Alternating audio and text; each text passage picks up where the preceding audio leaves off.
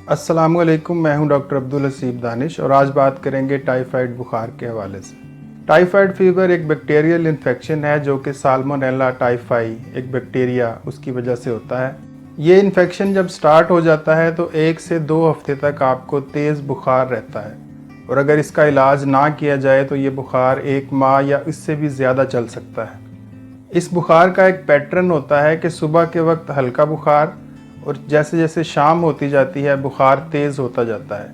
यानी सुबह के वक्त अगर आपको 100 बुखार है तो दोपहर के वक्त 101, शाम को 102 और रात के वक्त 103 बुखार हो जाएगा। जब ये बुखार दूसरे हफ्ते में दाखिल हो जाता है तो आपको मुसलसल तेज़ बुखार रहना शुरू हो जाता है।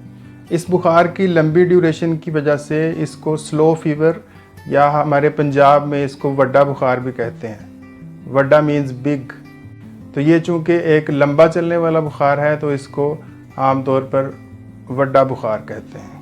ये बैक्टीरिया आपकी आंतों पर हमला करता है और इसको आंत का बुखार भी कहते हैं। इसी वजह से आपको टाइफाइड बुखार के दौरान पेट में दर्द महसूस होता है, कब्ज़ की शिकायत हो जाती है, पेट फूल जाता है, आपको कै आ सकती है या मुसलसल मतली की कैफियत रहती है। इसके अलावा कमज़ोरी, थकन का एहसास इसमें बहुत कॉमन है, सर में दर्द होता है, खुश्क खांसी भी आ सकती है और जिस्म पर सुर्ख रंग के दाने भी नमूदार हो जाते हैं।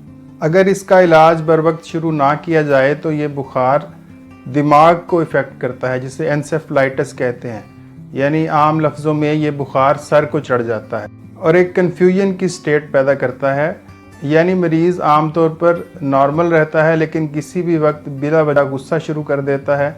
इसी वजह से इसको नर्वस फीवर भी कहते हैं। इसके अलावा आप भूख की कमी का शिकार हो जाते हैं और आपके मुंह का जायका कड़वा हो जाता है। अगर बर वक्त इलाज ना किया जाए तो आपकी आंत में सुराख भी हो सकता है जिसके लिए फिर सर्जरी करना पड़ती है। ये बैक्टीरिया फैलता कैसे है? इसके लिए ओरोफिकल रूट का वर्ड यूज़ किया जाता है। ओरोफिकल रूट क्या है? यानी इंसानी फुजले में ये बैक्टीरिया पाया जाता है और जब वो फुजला किसी ना किसी तरह आपके खाने या पीने की चीज़ों में शामिल हो जाता है तो वो आपके जिस्म में दाखिल हो जाता है। इस बैक्टीरिया को फैलाने का सबसे कॉमन जो एजेंट है वो आपके हाथ हैं। यानी अगर किसी बंदे को बुखार है और वो आपके लिए खाना बनाता है या आपको खाना पेश करता है तो उसके साथ वो बैक्टीरिया भी आपके खाने में दाखिल हो जाते हैं।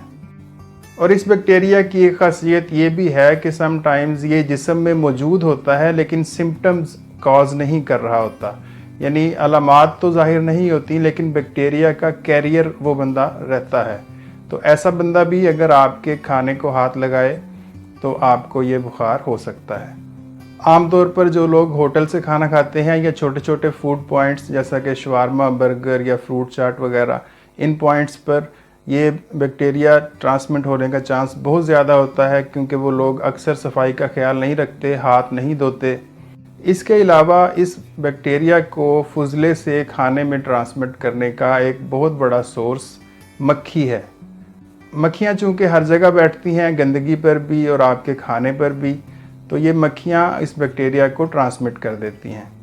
इसी तरह अगर आपका सीवरेज सिस्टम प्रॉपर नहीं है और गंदा पानी आपके पीने के पानी में शामिल हो रहा है तो उससे भी ये बैक्टीरिया आपके पानी में और आपके खाने में शामिल हो जाता है। एशिया और अफ्रीका के बहुत से मुल्कों में टाइफाइड वबा की सूरत इख्तियार कर चुका है, ख़ास तौर पर पाकिस्तान, इंडिया और बांग्लादेश में।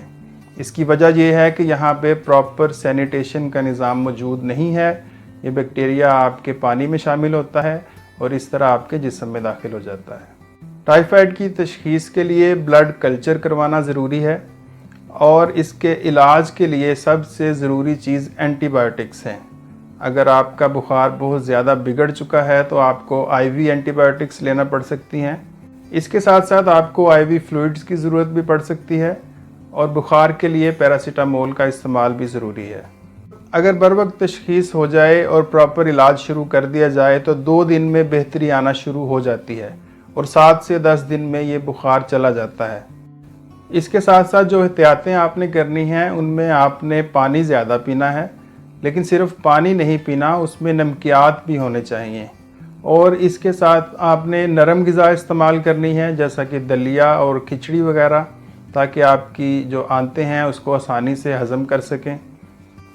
टाइफाइड के इलाज में जो बहुत कॉमन गलतियां हम लोग करते हैं वो ये हैं कि पहले नंबर पर तो हम उसकी तशख़ीस प्रॉपर नहीं करते, किसी मुस्तनद डॉक्टर को चेक नहीं करवाते और कुछ लोग तो ख़ुद से अपना इलाज शुरू कर देते हैं।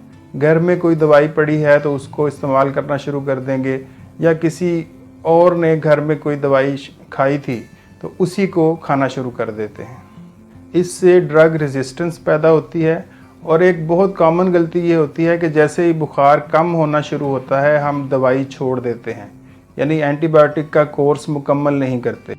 तो इन सारी गलतियों से आपने बचना है और एहतियात जो आप कर सकते हैं इससे बचने के लिए वो ये है कि अपने हाथों की सफाई का ख्याल रखें, हाथों को साबुन से धोएं, वॉशरूम यूज़ करने के बाद, खाना खाने से पहले ख़ास तौर पर, अपने नाखून बाकायदगी से तराशें, साफ़ पानी पिएं, हिफ्ज़ान सेहत के असूल अपनाएं। जो बंदा भी आपका खाना बना रहा है उसको प्रॉपर गाइड करें कि उसने अपने हाथों की सफाई का कैसे ख्याल रखना है। सब्जियां, फल और गोश्त अच्छी तरह धोकर इस्तेमाल करें। टाइफाइड के इन्फेक्शन से बचने के लिए टाइफाइड की वैक्सीन भी मौजूद है और हुकूमत पाकिस्तान 1 से 15 फरवरी तक पंजाब के कुछ अजला में शहरी इलाकों में ये कैंपेन शुरू कर रही है, जिसमें 9 माह से लेकर 15 साल की उम्र तक के बच्चों को हिफाजती टीके लगाए जाएंगे। महकमा सेहत की टीम आपके इलाके में आएगी तो आप ये हिफाजती टीके बच्चों को ज़रूर लगवाएं। इससे पहले ये कैंपेन सिंध में हो चुकी है और वहाँ पर ये काफ़ी हद तक कामयाब रही है। तो आप लोग जो पंजाब और इस्लामाबाद के शहरी इलाकों से ताल्लुक़ रखते हैं, आप इस चीज़ का ख्याल रखें कि जब वो टीम आपके गली मोहल्ले में आए तो आपने अपने बच्चे को वैक्सीन लाजमी लगवानी है।